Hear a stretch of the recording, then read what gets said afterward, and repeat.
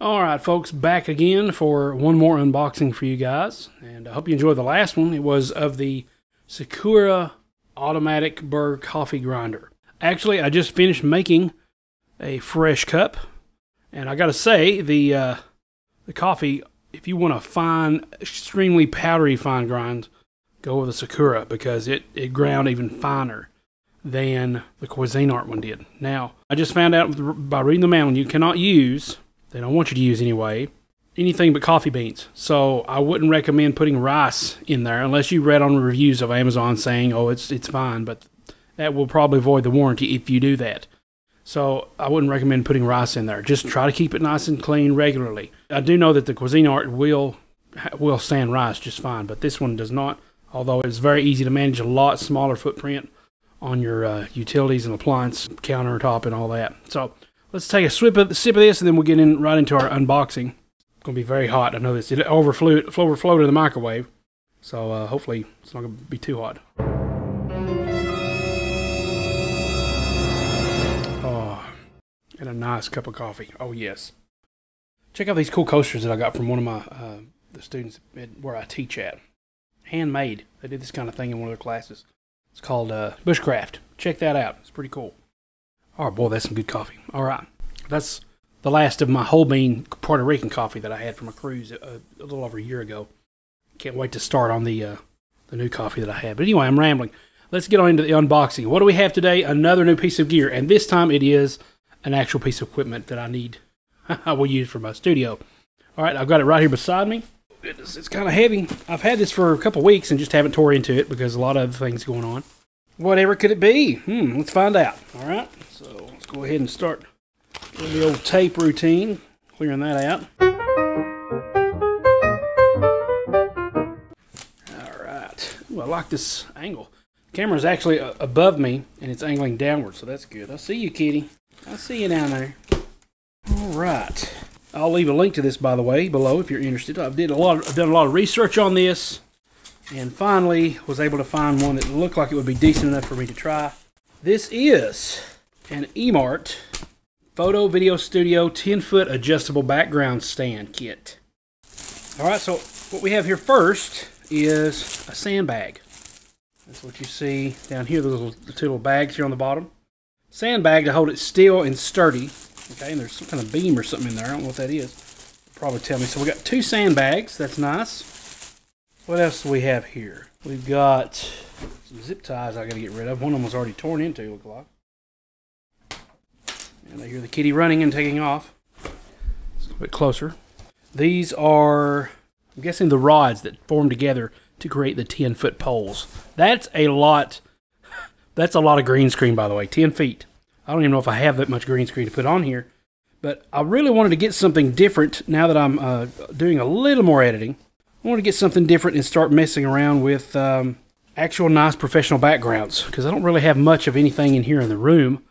I do have on this side wall here, which you can't see right now, I have some guitars hanging up on the wall with these wall mounts. You've probably seen those before.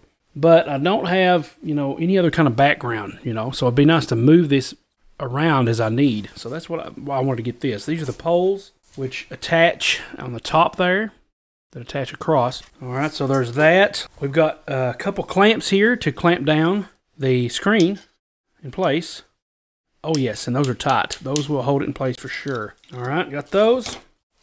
And then we've got the two stands that the poles will be stuck to and hold on to. And these are kind of tripods, so these would be good for any kind of camera, I guess, if you can find a mount for it. Yeah, but these just hook right up. Now I'm curious to see how the poles hook up. So let's look at the poles one more time. Let's actually pull them out and see how it comes together. Okay, so I see right here, that's where it sticks on, is my best guess. On the top up here, this kind of rolls out. You can see here, a little knob right there, okay? My best guess is that sticks right there, okay? And then it just goes across. But that may not be how it works. There's a little hole here, right there on the bottom, right next to where the mic is, a little hole down there. It looks like it might hold one of these to slip into, or the other rod. So this is a telescoping rod. Isn't that awesome? That's huge. I'll have to actually get in here in the manual. Let's see what it says about putting this thing together. Oh, okay, so this screw, this is a little rubber piece. It comes off, it screws off. The hole is then placed down, and the screw goes up through this top hole here, and then you place the rubber piece back on.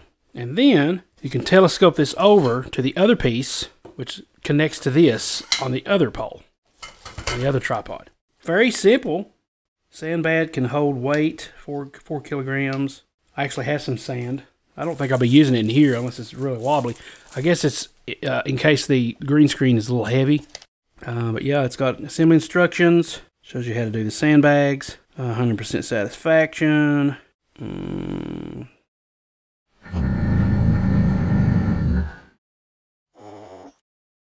They have a money-back guarantee. I don't know how long it is. There's no warranty or anything on this. But I think I put a warranty equipment through Square Trade on here.